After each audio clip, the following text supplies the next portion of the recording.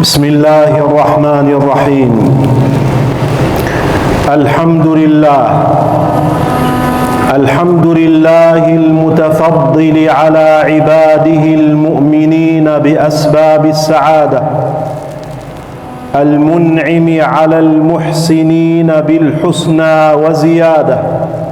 سبحانه، له الخلق والأمر والحكم والقهر، وهو على كل شيء قدير. أحمده تعالى حمدا يفوق حمد الحامدين، وأشكره شكرا يربو على شكر الشاكرين. أشكره ولا أكفره، وأعادي من يكفره، وأشهد أن لا إله إلا الله وحده لا شريك له. من يطع الله ورسوله فقد رشد، ومن يعص الله ورسوله فقد ضل ضلالا مبينا. وأشهد أن سيدنا ونبينا محمدا عبد الله ورسوله، وصفيه من خلقه وحبيبه. أرسله الله بالشريعة السمحاء والمحجة البيضاء، فبلغ الرسالة وأدى الأمانة ونصح الأمة، وكشف الله به الغمة، وجاهد في سبيل الله حتى أتاه اليقين. صلوات الله وسلامه عليه وعلى آله وصحبه، وعلى كل من اهتدى بهديه واستنى بسنته ودعا بدعوته وسار على نهجه إلى يوم الدين. أما بعد، فيا معاشر المسلمين، أوصيكم ونفسي بما وصانا الله تعالى به في كتابه. ولقد وصينا الذين أوتوا الكتاب من قبلكم وإياكم أن اتقوا الله، فاتقوا الله ثم اتقوا الله ثم اتقوا الله. يا أيها الذين آمنوا اتقوا الله حق تقاته، ولا تموتن إلا وأنتم مسلمون. يا أيها الناس اتقوا ربكم الذي خلقكم من نفس واحدة، وخلق منها زوجها، وبث منهما رجالا كثيرا ونساء. واتقوا الله الذي تساءلون به والأرحام، إن الله كان عليكم رقيبا. يا أيها الذين آمنوا اتقوا الله وقولوا قولا سديدا يصلح لكم أعمالكم ويغفر لكم ذنوبكم، ومن يطع الله ورسوله فقد فاز فوزا عظيما. اتقوا الله معاشر المسلمين وراقبوه، وامتثلوا أوامره ولا تعصوه، واذكروه ولا تنسوه، واشكروه ولا تكفروه. أيها الناس، كل الناس يحلم بالسعادة، يخططون لها ويسعون إليها. يتمنى الواحد منهم أن يأتي عليه اليوم الذي يصبح فيه سعيدا، لا يشكو بؤسا، ولا يعاني فاقة، ولا يقاسي حرمانا. والناس وإن كانوا قد اتفقوا جميعا على طلب السعادة، إلا أنهم قد اختلفوا في الطرق الموصلة إليها على طرائق قدد. فطائفة من الناس ظنت بأن السعادة تكمن في المنصب والجاه والرياسة، حينما يصبح الواحد منهم رمزا من الرموز يشار إليه بالبنان، وتخرس عند مقدمه اللسان، ويقدم في كل إكرام. فسعى في طلب ذلك بكل وجه ومن كل سبيل، حتى خالط حب الرياسة والجاه روحه وقلبه ولحمه ودمه، وسيطر على أحاسيسه ومشاعره، وطغى على أقواله وأفعاله، وظهر في سلوكه وأعماله. ولربما قصر في جنب ربه لطلب ما أراد، ولربما وقع في الاجتراء على غيره لتحقيق مناه. وطائفة ثانية من الناس ظنت بأن السعادة تكمن في جمع المال وحيازته والتنعم بلذاته، فشمر الواحد منهم عن ساعد الجد وجد واجتهد في الطلب، وصل كلال الليل بكلال النهار في جمع المال وحيازته، حتى أصبحت المادة هي الحاكمة في حياتهم، فلا يسمعون إلا بها ولا يبصرون إلا لها، بل لا يتحركون أو يسكنون ولا يتكلمون أو يسكتون إلا للمادة. ضيع الواحد منهم نفسه، أهمل عبادة ربه، قصر في حقوق أبنائه وأسرته ومجتمعه، كل ذلك وهو يلهث وراء حطام الدنيا لا يشبع من لعاعتها.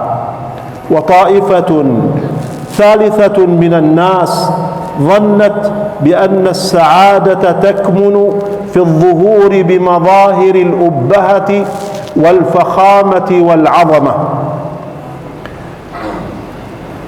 فتكلفوا ذلك من كل وجه، تكلفوه في المأكل والمشرب والملبس والمسكن والمركب، بل تكلفوه حتى في الكلام والنبرات والحركات والإشارات والعلاقات والمعاملات، فعاش الواحد منهم حياة تمثيل ومخادعة، مخادعة لنفسه ومخادعة للآخرين، والمتشبع بما لم يعط كلابس ثوبي زور.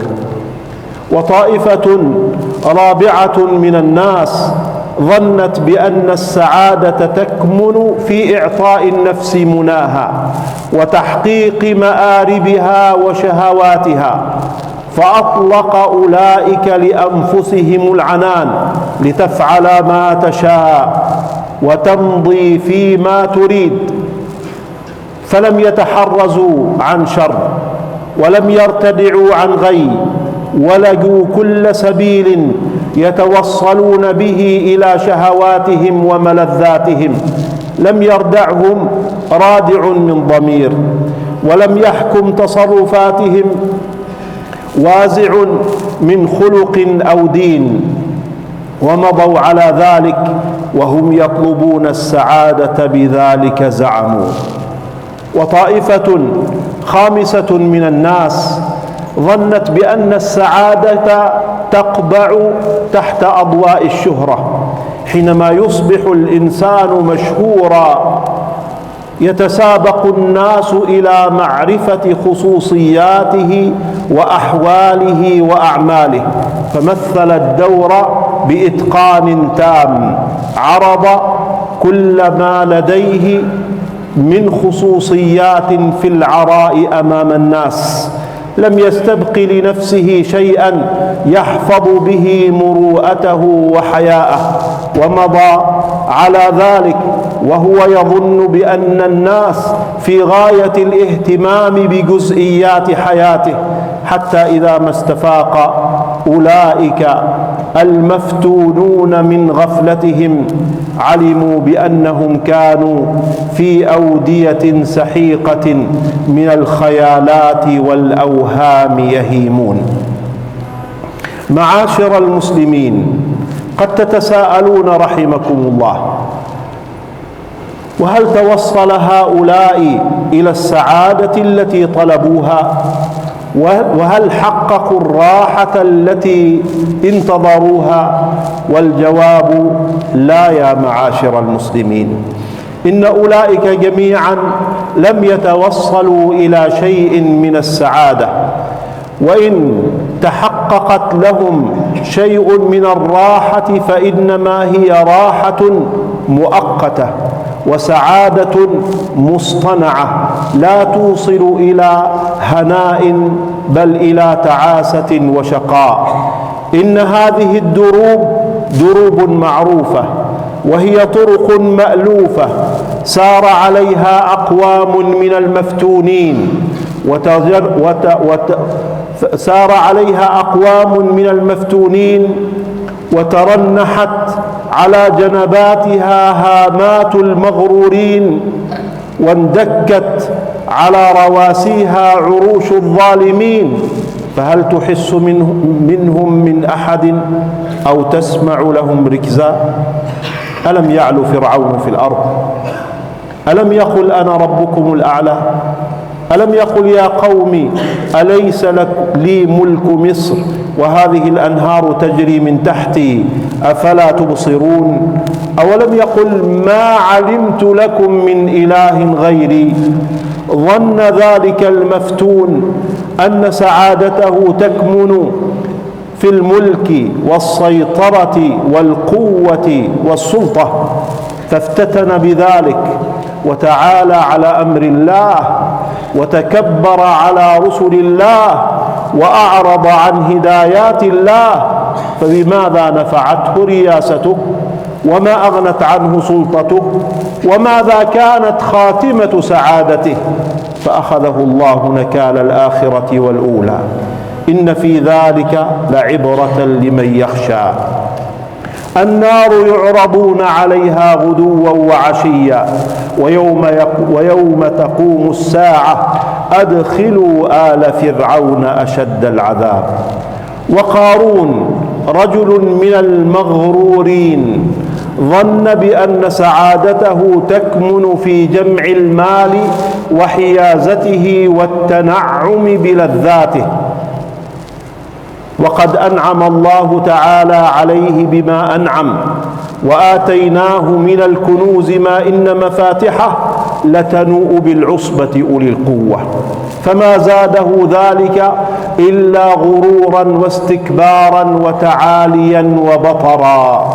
فإذا ما نصح ناصح أو وجه موجه إذ قال له قومه لا تفرح إن الله لا يحب الفرحين وابتغ فيما آتاك الله الدار الآخرة ولا تنس نصيبك من الدنيا وأحسن كما أحسن الله إليك ولا تبغ الفساد في الأرض إن الله لا يحب المفسدين، قال بكل عنجهية وغطرسة وكبر واستعلاء وغرور وفتنة إنما أوتيته على علم عندي.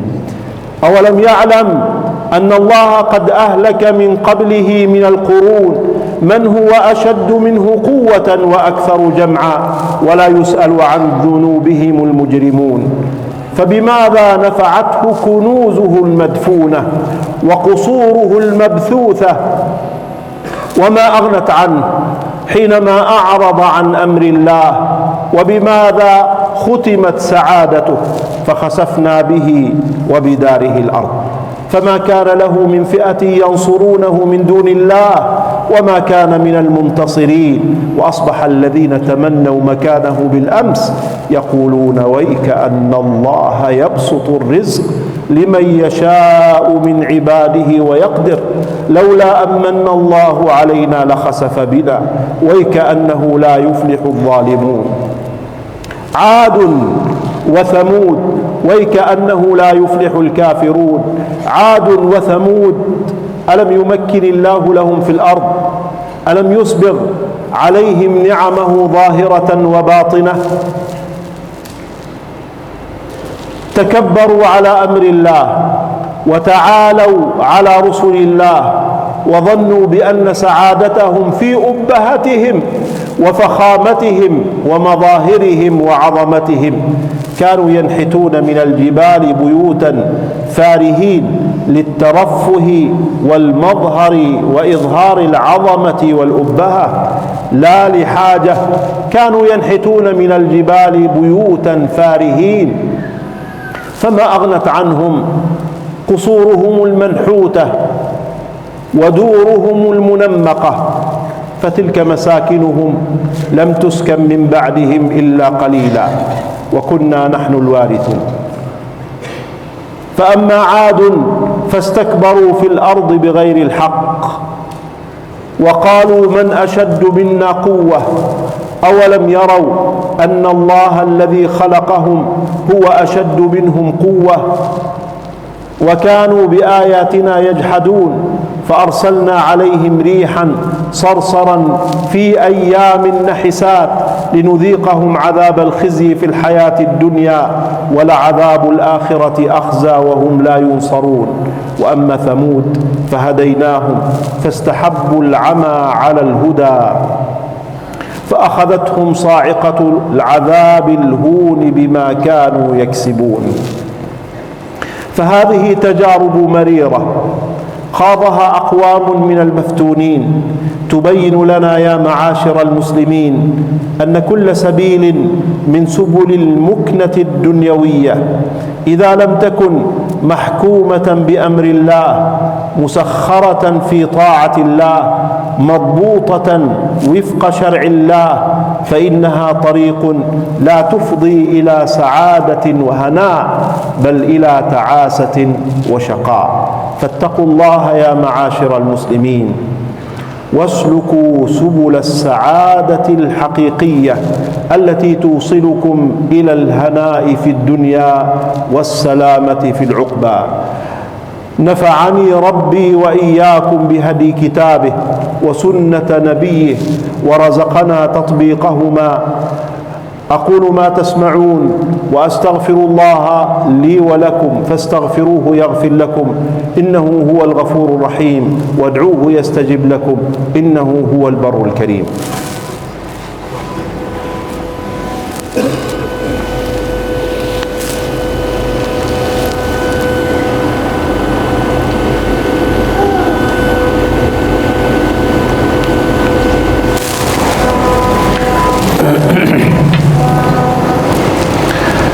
الحمد لله رب العالمين والعاقبة للمتقين ولا عدوان إلا على الظالمين وأشهد أن لا إله إلا الله ولي الصالحين وأشهد أن سيدنا ونبينا محمدا عبد الله ورسوله خاتم الأنبياء وإمام المرسلين صلى الله عليه وعلى آله وصحبه أجمعين أفضل صلاة وأزكى تسليم إلى يوم الدين.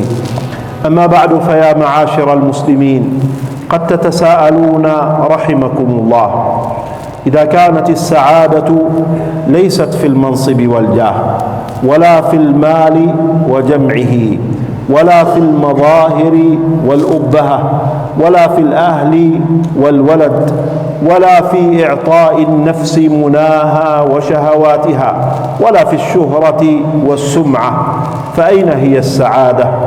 وفيما تتحقق السعادة؟ ومن هو السعيد حقا؟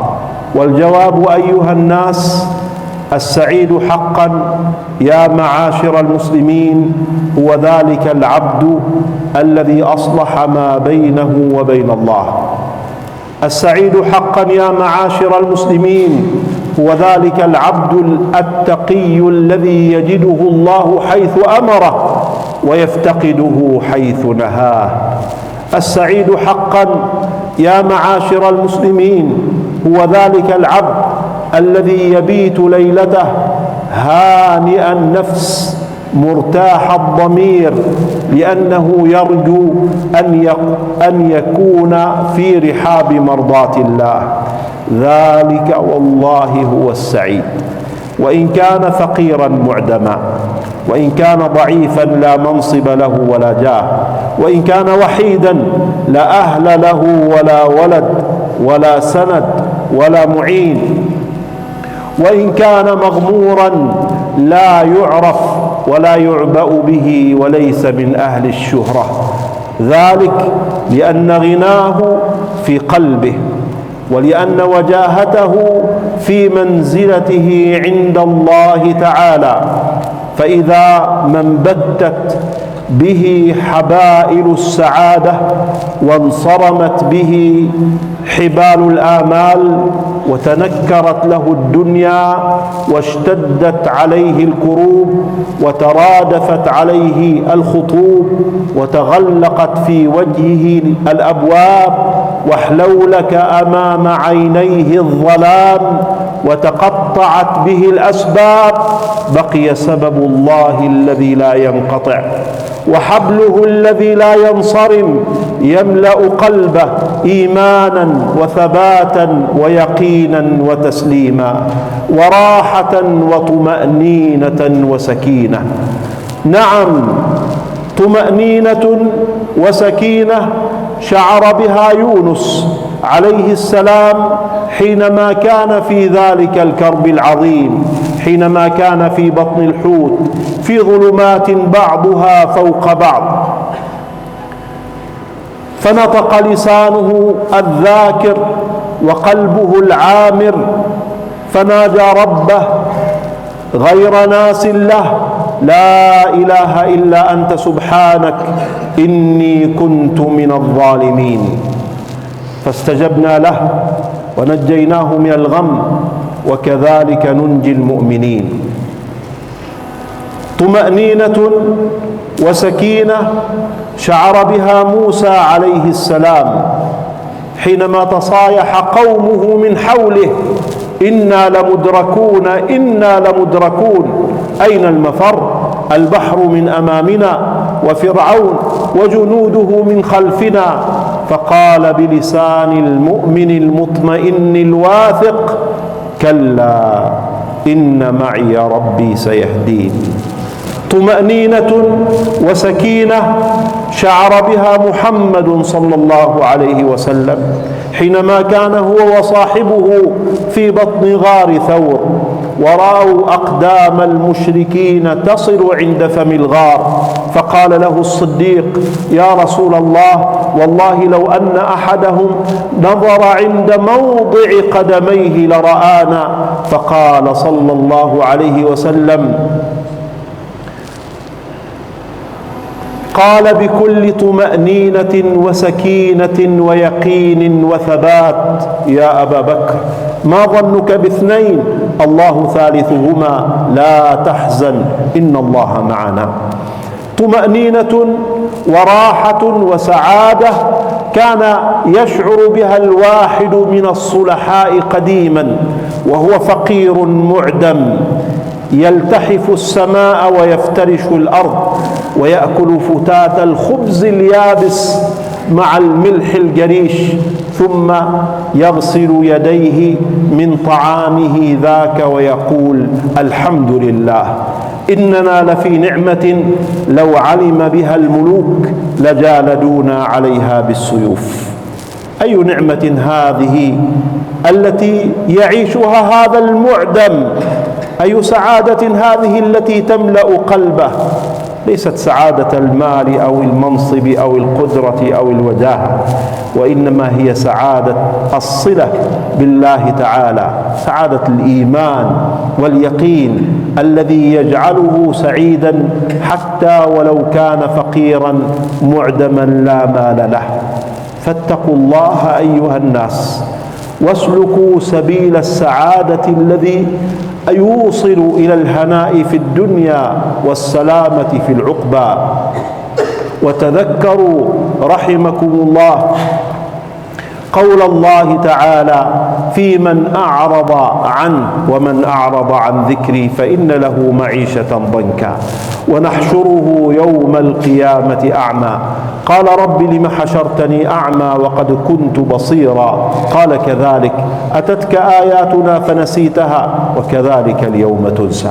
وتذكروا قول الله تعالى: من عمل صالحا منكم من ذكر أو أنثى فلنحيينه حياة طيبة.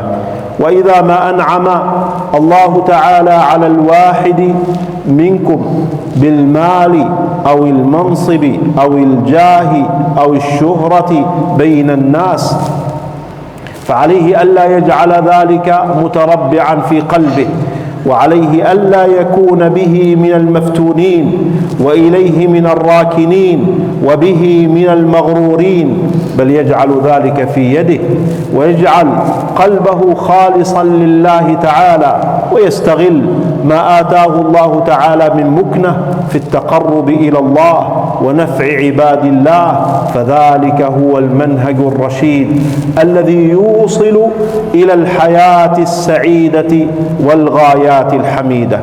تعاونوا رحمكم الله على البر والتقوى، ولا تعاونوا على الإثم والعدوان، وكونوا عباد الله إخوانا، واعملوا ليوم يقول المولى جل وعلا فيه: بسم الله الرحمن الرحيم، يا أيها الناس اتقوا ربكم إن زلزلة الساعة شيء عظيم، يوم ترونها تذهل كل مرضعة عما أرضعت وتضع كل ذات حمل حملها وترى الناس سكارى وما هم بسكارى ولكن عذاب الله شديد.